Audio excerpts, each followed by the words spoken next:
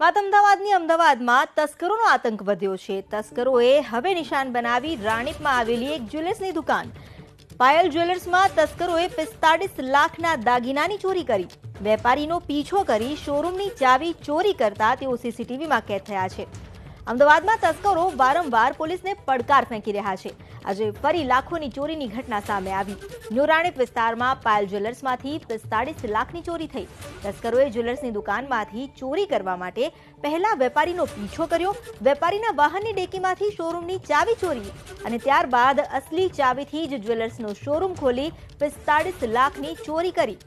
દ્રશ્યોમાં જોઈ શકાય છે કે શખ્સ જ્વેલર્સની દુકાનમાં 3 વાગ્યાની આસપાસ પ્રવેશે છે।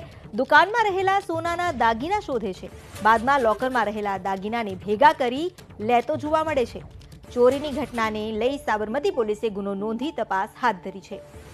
છેલ્લા એક સપ્તાહથી તસ્કરો જ્વેલર્સની દુકાનોને નિશાન બનાવી રહ્યા છે અને તેમાં પણ ખાસ પૂર્વ અમદાવાદમાં આ કિસ્સા બન્યા છે। ત્યારે ન્યૂ રાણીપ વિસ્તારમાં આવેલી પાયલ જ્વેલર્સમાં રૂપિયા 45 લાખના સોના ચાંદીના દાગીનાની ચોરી કરવામાં આવી છે। આ દ્રશ્યો આપ જોઈ રહ્યા છો ન્યૂ રાણીપ ખાતે આવેલી પાયલ જ્વેલર્સના કે અહીંયા ચોરી થઈ છે અને એ પણ રૂપિયા 45 લાખની છે। દુકાનદાર છે તેમની સાથે સૌથી પહેલા વાત કરશું કે ક્યારે ઘટના બની અને કેવી રીતે આ ઘટના બની તેની વાત કરશું દુકાનદાર સાથે। ક્યારે તમારી દુકાનમાં આ ચોરીનો બનાવ બન્યો? કાલે બપોરનો છે।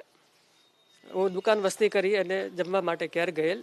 અહીંથી બેંકમાં કામ હતું અને રાણીપ કામ હતું, કામ પતાવી અને ઘેર જમવા ગયેલ અને સ્કૂટર બહાર ઘરની દરવાજા બહાર સ્કૂટર પાર્ક કરી અને ઘરમાં ગયેલ એમ અને ચાવી દુકાન ડિક્કીમાં ભૂલી ગયેલ ત્યાં, બરાબર છે। એટલે એ વખતે કોઈ રેકી કરીને કોઈ ભાઈ આવેલો હશે કે અને ડિક્કીમાંથી ચાવી લઈ ઓરિજિનલ અને અહીં દુકાને આવી અને દુકાનેથી ખોલીને દાગીના લઈ ગયેલ છે।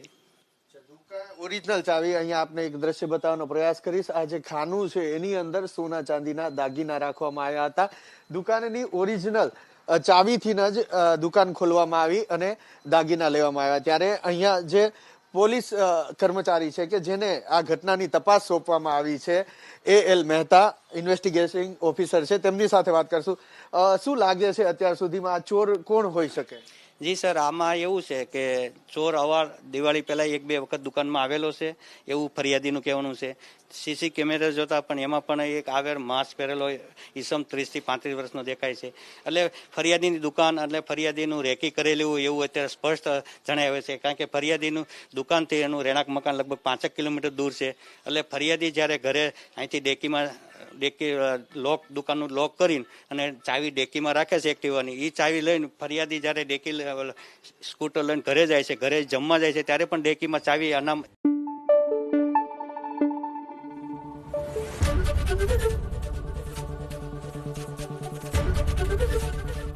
ABP અસ્મિતા, ગુજરાતની અસ્મિતા।